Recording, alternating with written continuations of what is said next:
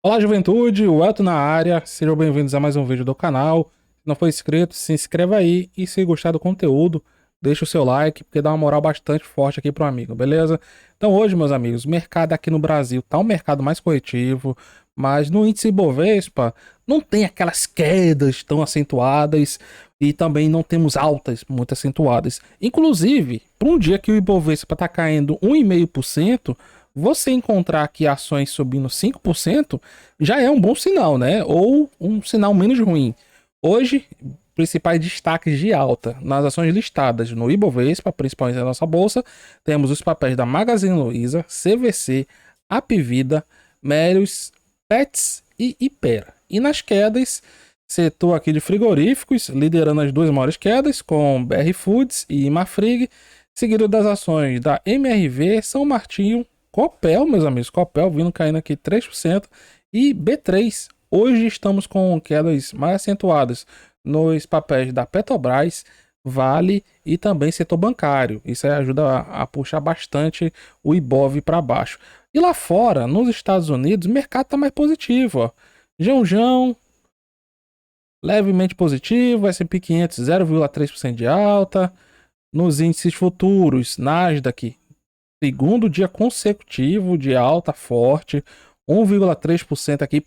Cara, Nasdaq acima de 1% lá nos Estados Unidos já é considerado uma alta forte. Não, geralmente ela varia 0, alguma coisa para cima ou para baixo. Então 1,5 já é uma alta ali bem considerável. E tá lá por volta de 1,33, enquanto que a S&P futuro tá lá no 0,5 de alta e Jão 0,3. E lá nos Estados Unidos, aqui, assim como aqui no Brasil, eles estão na época de temporada de resultados. Então, temporada de resultados ajuda a dar uma impulsionada aí nas bolsas, né, como um todo. E por falar em resultados, altas das bolsas, hoje, meus amigos, destaque de alta aqui foram as ações da Estapar. Se eu não me engano, já é a segunda vez neste ano apenas que os papéis já fazem isso. Hoje, a ação chegou a subir aqui o quê? 32%, 32,5%, 32% e meio. E o que eu vou chamar a atenção aqui para vocês é num detalhe que é muito importante, nós nunca devemos esquecer: observar o volume financeiro. Por que o volume financeiro é importante? Porque você vai ter uma base de quanto costuma circular naquele papel, tanto na compra quanto nas vendas, por dia. Então, consultando aqui, nós temos uma média de negociação dos últimos 20 pregões, que é justamente essa informação, ó, de mais ou menos 750 mil reais. E hoje, movimentando aqui quase 2 milhões e meio de reais. É uma diferença muito grande. Mas o que eu chamo a atenção? 750 mil reais é um volume muito baixo. E 2 milhões e meio, apesar de ser bem superior à média de negociação, também não é um volume assim dos maiores não, certo?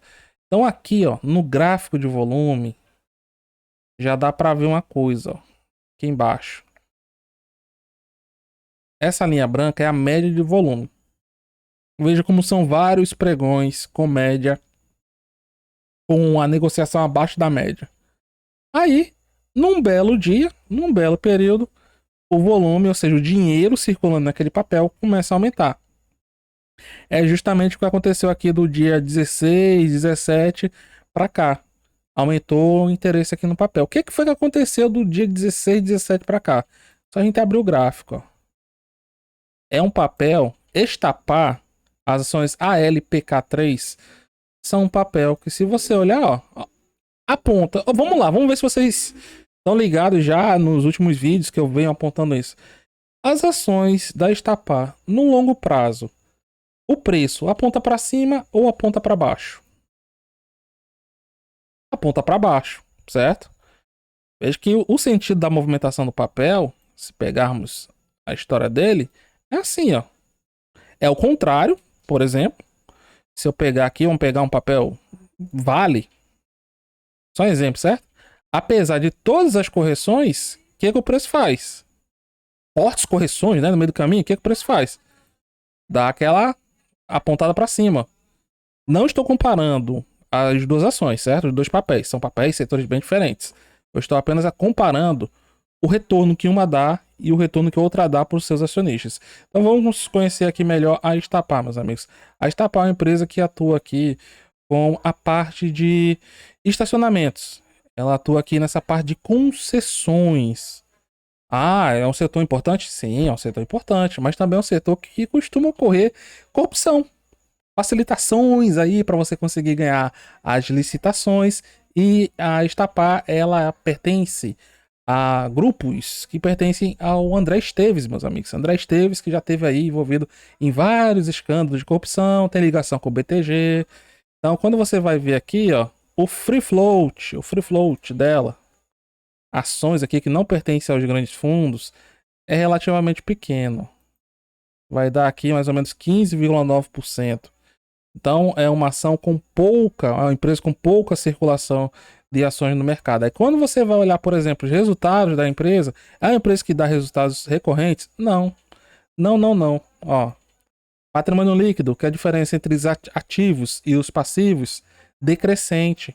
Caiu no final de 2021 de 560 milhões, aproximadamente, para 465 milhões. Uma empresa boa, nós queremos ver patrimônio líquido crescente. Receita cresceu? Cresceu. Deu uma melhorada, ó. Cresceu bastante, saiu de 570 milhões para a faixa aqui dos 812. Mas quando você vai ver o resultado líquido, ou seja, o lucro, a empresa que não dá lucro, é prejuízo em cima de prejuízo. Conseguiu diminuir aqui o prejuízo, caiu lá dos 173 milhões nos 9 primeiros meses de 2021 para 113 milhões e meio em 2022.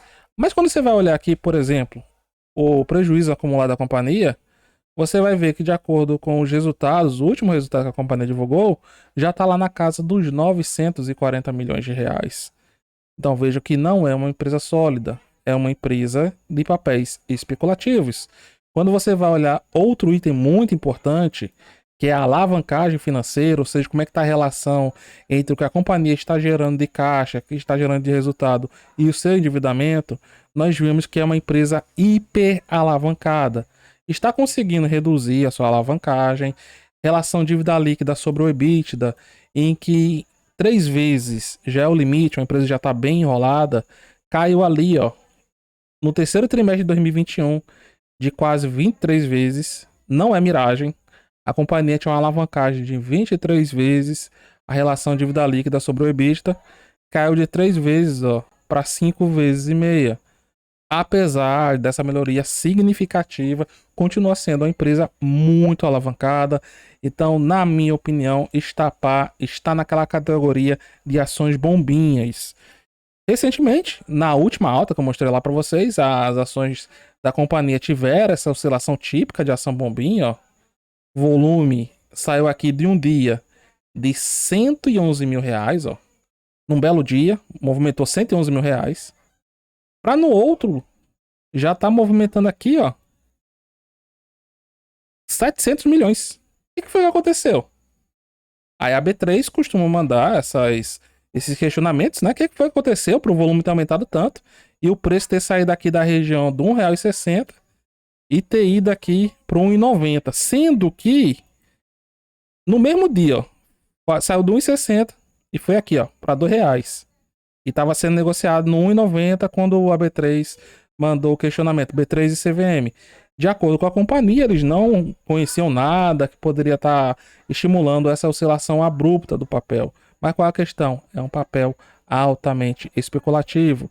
É um papel em que o volume aumenta muito. Num belo dia, ou em alguns belos dias, o papel sobe bastante, atrai a sardinhada e depois cai feito uma jaca madura.